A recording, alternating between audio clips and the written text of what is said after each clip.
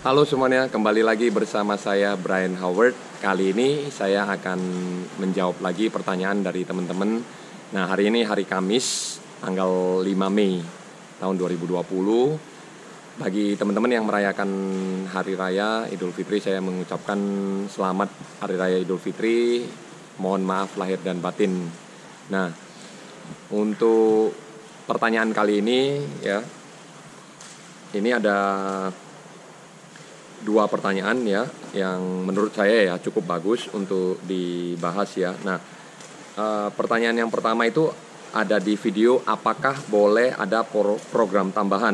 Nah, waktu itu ada pyramid set ya, dan kebetulan ada di judulnya itu ditulis best time ya. Nah, ini kemarin ya ada yang bertanya, berarti tanggal 4 ini ya, dari mana urutan latihan gaya renang yang efektif, coach?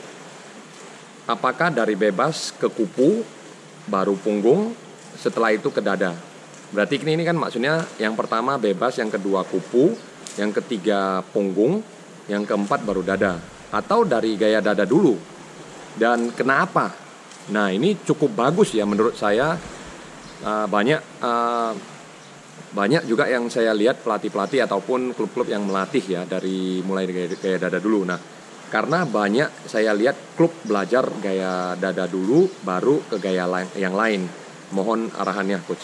Nah, di sini kita perlu ketahui, sebelum itu saya perlu menjelaskan dulu bahwasan di renang ini ada dua gaya renang. Satu adalah long axis swim, yaitu berenang jarak poros panjang, dan short axis swim, yaitu berenangan poros pendek. Nah, waktu itu yang memberikan penjelasan ini kepada saya adalah waktu saya mengambil long axis swim dan short axis swim. Ini waktu saya mengambil sertifikasi FINA level 1 atau 2 itu ya, antara Coach Chris ya, Coach Chris apa Coach saya lupa deh, Coach Martin ya kalau nggak salah ya, Coach Chris kayaknya yang sertifikasi FINA level 2. Nah, itu dia memberitahukan bahwasan di gaya bebas dan gaya punggung itu adalah long axis swim atau berenang poros panjang, yang berenang dengan gini nih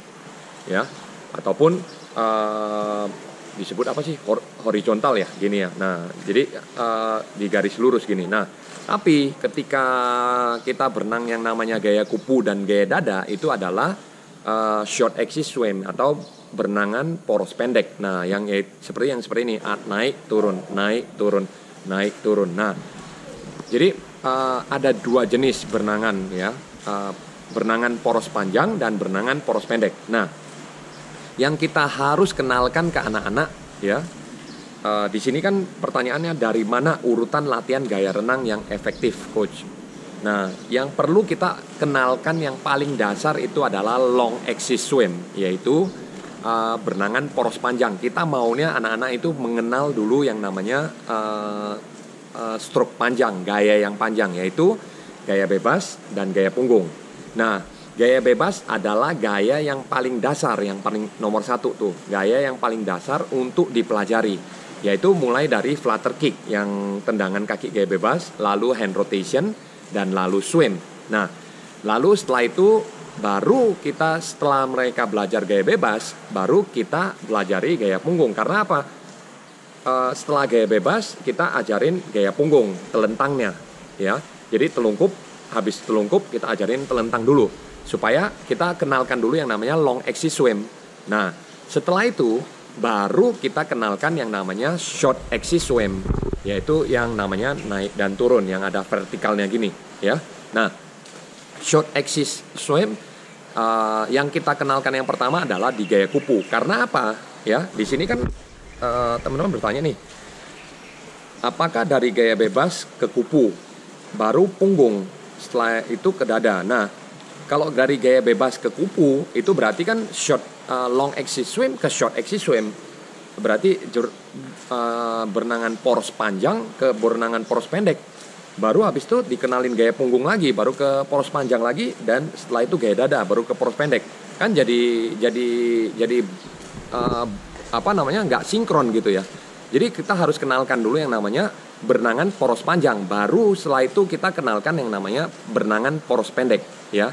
Jadi bebas, urutannya adalah bebas, punggung, kupu, dan dada yang terakhir. Nah, di sini kenapa bisa seperti itu? Nah, kita harus kenalkan dulu gaya bebas, yaitu yang tadi saya sebut, flutter kick dulu, kaki gaya bebas dulu, baru habis itu hand rotation ataupun putaran tangan, dan setelah itu kita kenalkan yang namanya berenang gaya bebas. Nah, setelah itu baru kita kenalkan yang namanya punggung. Setelah dari bebas kita kenalkan yang punggung. Jadi poros panjang dan poros panjang sama.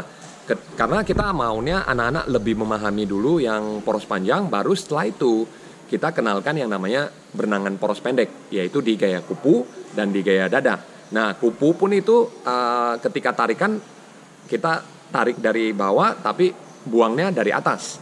Nah, gaya dada kita tariknya dari bawah, buangnya juga dari atas, tapi buangnya ngapit, tidak keluar ke sini ya, tidak keluar ke samping, tapi diapit masuk ke dalam dan keluarnya dari dalam badan sini ya. Nah, itu ya alasannya kenapa urutannya harus dari gaya bebas, punggung, kupu, dan dada ya. Nah, karena banyak saya lihat klub belajar gaya dada dulu baru gaya yang lain. Mohon arahannya. Nah, kalau dari masing-masing klub tujuannya untuk mengajarkan gaya dada dulu itu sih nggak jadi masalah ya. Tapi akhirnya nanti ketika merenang gaya bebas jadi pelan mengetahui perkembangannya gitu loh. Kita harus kenalkan dulu ke gaya bebas baru ke gaya dada. Nah, jadi kita kenalkan dulu high elbow ya, siku tinggi, terus habis itu big circle yaitu putaran besar. Baru setelah itu kita arahkan anak-anak untuk berenang di gaya dada. Karena gaya dada juga spesifik, bukan hanya ngasal ngajar gitu ya, bukan hanya ngasal memberikan informasi mengenai gaya dada. Nah, ketika saya ngelatih gaya dada ataupun saya ngelatih gaya kupu, itu saya sangat hati-hati sekali memberitahukan kepada anak-anak. Jadi jangan sampai salah informasi. Ketika kita salah informasi, ini waktu saya dapat di sertifikasi ataupun ataupun coaching klinik yang waktu itu coach saya lupa namanya, Bill Sakovic ya, Coach Bill ya. Nah, Coach Bill ini bilang kalau kita sebagai role model ya, itu ketika kita mencontohkan salah, akhirnya anak-anak juga melihat kita, oh gerakannya seperti ini. Akhirnya mereka juga mencontoh yang salah itu gitu. Nah, makanya gaya dada dan gaya kupu itu harus sangat hati-hati sekali ketika kita menyampaikan kepada anak-anak, karena itu harus kita jelaskan satu persatu gitu. Kalau stroke-nya udah salah, kita sulit untuk memperbaiki. Nah, itu harus juga salah satu menjadi tanda hati-hati kita untuk mengajarkan kepada anak-anak. Nah, di sini kalau untuk klub itu silakan aja mau ngelatih gaya dada duluan atau gaya bebas duluan. Cuman menurut saya ya, dan ini sudah saya lihat sendiri juga di Amerika juga sendiri, ketika anak-anak baru mulai belajar berenang, itu yang diajarkan yang pertama adalah tendangan kaki gaya bebas gitu ya, bukan gaya dada duluan gitu loh. Nah, alasannya nggak terlalu krusial sekali sih, cuman alasannya adalah anak-anak harus dikenalkan dulu poros panjang gitu loh ya, baru dikenalkan yang namanya poros pendek gitu ya. Nah, tapi kalau memang hanya mau belajar satu gaya dan untuk rekreasi ataupun untuk berenang saja ya tidak jadi masalah gitu loh. Nggak mesti harus diajarkan dulu gaya bebas. Cuman sebaiknya kalau untuk anak-anak kecil itu diajarkan dulu mulai dari dasarnya, yaitu gaya bebas ya. Nah, itu mungkin jawaban yang bisa saya jawab, dan mudah-mudahan ini bisa membantu kepada teman-teman yang lain juga ya. Jadi gaya bebas adalah yang paling dasar, harus nomor 1. Nah, nomor 2 baru kita kenalkan yang namanya gaya punggung, ketiga kupu, dan keempat dada ya. Nah, ini ada pertanyaan yang kedua ya, dengan orang yang sama juga sih di sini. Nah, ini ada di video istilah-istilah bahasa di renang dalam program latihan. Nah, kalau drill artinya apa, coach? Nah, drill itu artinya pengulangan, ataupun kita ketika ada teknik yang salah, kita mau memperbaiki teknik yang salah itu dengan drill.